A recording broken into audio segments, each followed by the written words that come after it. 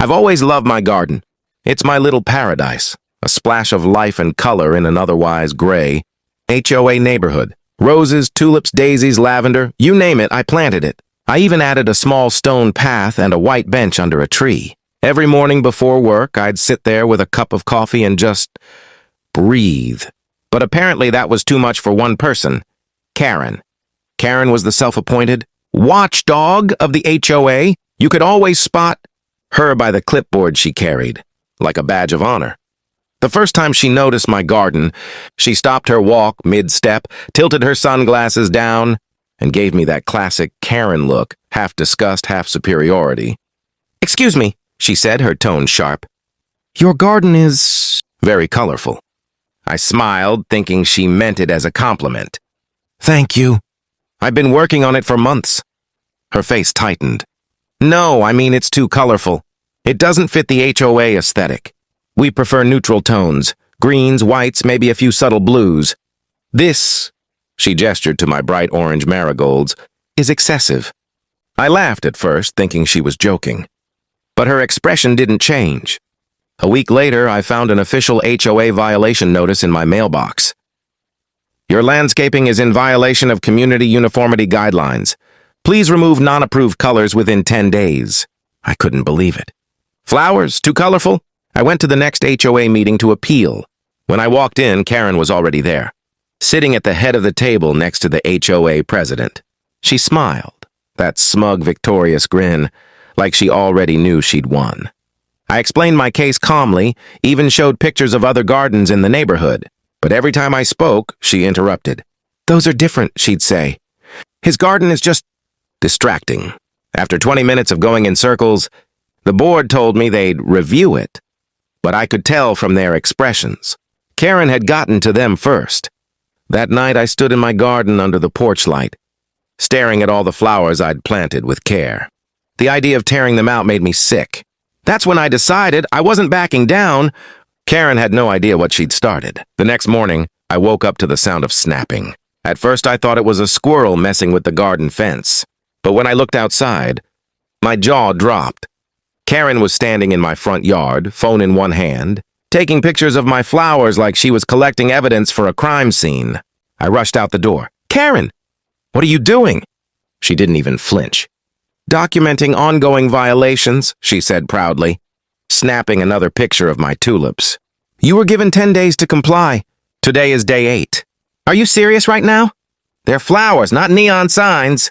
She lowered her phone, smiling that fake polite smile. "Rules are rules. You agreed to the HOA covenant when you moved here." That's when I realized she wasn't just enforcing rules, she was enjoying this. Later that afternoon, I got another letter. This one was more aggressive. "Failure to comply will result in fines and possible legal action." Karen had clearly escalated it. And the kicker? I wonder who, had posted a note on our neighborhood board that said, "Some residents refuse to maintain community standards. Let's keep our neighborhood classy." She even signed it. Karen, HOA Compliance Chair. I was furious. So instead of giving in, I doubled down. I planted more flowers, bright ones, red geraniums, pink peonies, yellow daisies. My garden looked like a rainbow exploded, and I loved it. 2 days later, Karen came storming over again, fuming. "You're mocking the HOA!" I folded my arms. "No, I'm expressing creativity." Her nostrils flared. "I'm filing a formal complaint." "Go ahead," I said calmly. "I've got photos of every other house with violations, too. You might want to check Mrs. Henderson's plastic flamingos." That got her attention. For the first time, she looked rattled. The next HOA meeting was tense. Karen presented her evidence, photos of my flowers, a printed color chart comparing shades of pink, even a copy of the approved color list. It was ridiculous. But then something unexpected happened. My neighbor, Mr. Lewis, stood up. "I like his garden," he said. "Makes the street look alive." Then another neighbor chimed in, and another. Soon the room was divided, half for me, half for Karen. Karen's smugness faded. Her voice cracked as she said, "This isn't about flowers, it's about order." But deep down, everyone saw it. She wasn't protecting the community. She was protecting her ego. and I had just drawn the line she couldn't stand to see crossed. After that explosive HOA meeting, things got quiet. Too quiet. Karen stopped confronting me directly, which should have been a relief. But instead, it felt like the calm before a storm. Every time I looked out my window, I could see her walking past my house slower than usual, staring at my flowers like they were plotting against her. Then the petty sabotage began. One morning, I found my garden hose mysteriously unplugged and tangled. Another day, someone had knocked over one of my planters. A few of my tulips were even snapped in half. I didn't have proof, but come on, who else could it be? So I came up with a plan. If Karen wanted a war, I'd give her one. Just smarter. I installed a small security camera disguised as a garden light, aimed right at the flower bed she seemed to hate the most. I didn't tell anyone, not even my neighbors. I just waited. 2 nights later, around 10:30 p.m., I caught movement on the camera. A figure in a hoodie sneaking into my yard. I zoomed in, and there she was, Karen. She was yanking flowers straight out of the ground, muttering to herself. Too bright. Not compliant. She actually had a garbage bag with her. The next morning, I acted completely normal. Watered the garden, smiled when she walked by. She gave me that smug look like she'd finally won. Then I sent the footage to the HOA board and the local community Facebook page. By noon, the neighborhood group chat was on fire. People couldn't believe it. The same woman who bragged about enforcing HOA rules was caught vandalizing someone's property. Over flowers. Karen tried to spin it. That video is fake. AI, edited, she shouted at the next meeting. But everyone had seen it, even slowed down, frame by frame. It was clearly her. The HOA president looked exhausted. Karen, we'll have to suspend your position pending review. You could have heard a pin drop. Karen's face went pale. You can't do that. I am the HOA, the president sighed. Not anymore. When I got home that night, I sat in my garden again, the one she hated so much, and smiled. The flowers glowed in the sunset like a victory flag. But I knew Karen. She wasn't going down without one last stunt. And I was right. Because the next morning, a city truck showed up in front of my house, with a notice taped to my mailbox. The city truck idled in front of my house as 2 workers stepped out, holding clipboards. One of them called out, "You the homeowner?" I nodded cautiously. "Yeah, what's going on?" "We got an anonymous complaint about unapproved landscaping, obstructing neighborhood uniformity." I didn't need 3 guesses to know who filed it. Karen had gone over the HOA's head, straight to the city.